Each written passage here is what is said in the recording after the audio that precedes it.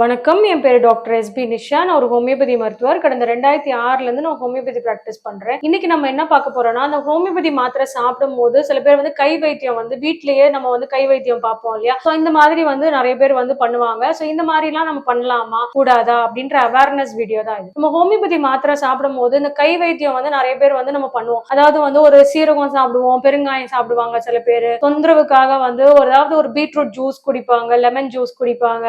இந்த மாதிரி நிறைய வீட்ல நம்ம ஜெனரலா டெய்லி யூஸ் பண்ற திங்ஸே கொஞ்சம் எக்ஸ்ட்ராவா சாப்பிடுவாங்க. வெந்தயம் சாப்பிடுவாங்க, தயிர் கொஞ்சம் நிறைய சாப்பிடுவாங்க. இந்த மாதிரி சும்மா கை வைத்தியம் மாதிரி நம்ம வீட்ல ஃபர்ஸ்ட் நமக்கு ஏதாவது தொந்தரவு இருந்ததுன்னா ஃபர்ஸ்ட் நம்ம கை வைத்தியம் தான் பண்ணுவோம். அதுல நமக்கு சரியாகல அப்படின்னா தான் நம்ம மாத்திரை மருந்துக்கே போவோம். சோ இந்த மாதிரி கை வைத்தியம் நம்ம பண்ணலாம், தாராளமா பண்ணலாம். எந்த மாதிரி கை வைத்தியங்கள் நம்ம பண்ணக்கூடாது, இயற்கை மருத்துவமான இந்த மாதிரி ஹோமியோபதியோட இன்டர்ஃபியர் ஆகிற மாதிரி இருக்குன்னா, நீங்க ஸ்ட்ராங்கான மருத்துவ குணம் இருக்க சில ஐட்டம், ஒரு கடுக்கா பொடி நம்ம டெய்லி நைட் ஒரு ஸ்பூன் நான் சாப்பிடுறேன், இந்த மாதிரி நம்ம தொடர்ச்சியா நான் சாப்பிட்டுட்டே இருக்கேன், இதோட நம்ம ஹோமியோபதி சாப்பிடலாமா அப்படின்னு கேட்கும்போது கொஞ்சம் கண்டிப்பா இன்டர்ஃபியர் பண்ணுது. அந்த கடுக்கா பொடியோட வீரியம் கொஞ்சம் ஜாஸ்தியா இருக்கும், நம்ம ஹோமியோபதி மருந்து கொஞ்சம் கம்மியா இருக்கனால கொஞ்சம் இன்டர்ஃபியர் பண்ணுது. ஸோ இதே மாதிரி நிறைய இருக்கு இந்த மருத்துவ குணம் கை வைத்தியமான உங்களுக்கு நிறைய விஷயங்கள் இருக்கு. இப்போ நிறைய நாட்டு மருந்து கடையில வாங்கி இவங்களா ப்ரிப்பேர் பண்ணி இல்லாட்டி இவங்களா யூடியூப்ல பார்த்து இந்த மாதிரி நிறைய சாப்பிடுறாங்க. அது இயற்கை மருத்துவம் தான் அப்படின்னாலும், ஃபார் எக்ஸாம்பிள் இந்த நிலவேம்பு கஷாயம் எல்லாம் போட்டு குடிக்கிறாங்க இல்லையா, அந்த காய்ச்சல் இந்த மாதிரி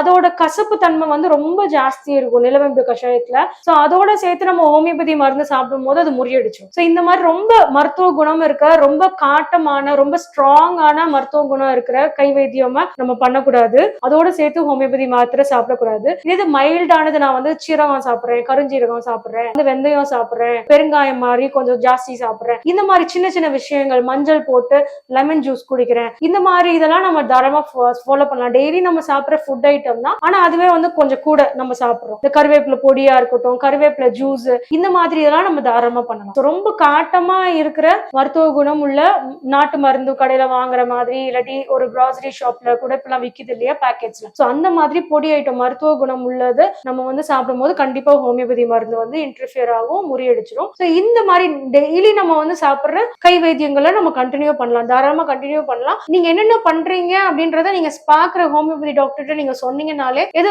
நீங்க பண்ணலாம், எதை சாப்பிடக்கூடாது, எதை நீங்க தவிர்க்கலாம்ன்றத அவங்க நீட்டா சொல்லிடுவாங்க. நீங்க எதுவும் நாட்டு மருந்து இதை நீங்க சாப்பிட்டு இருக்கீங்க, ஏதாவது லேகியம் எதுவும் டெய்லி சாப்பிடுறீங்க, ஏதோ ஒரு கஷாயம் சாப்பிடுறீங்க அப்படின்னா அதை நீங்க போட்டோ எடுத்து நீங்க அமிச்சீங்கன்னா கூட இதோட நீங்க சாப்பிடலாமா, அதுல வீரியம் ஜாஸ்தியா, எவ்வளவு டைம் விட்டு நீங்க சாப்பிடணும், இந்த டவுட்ஸ் எல்லாம் அவங்க கிளீனா உங்களுக்கு சொல்லிடுவாங்க.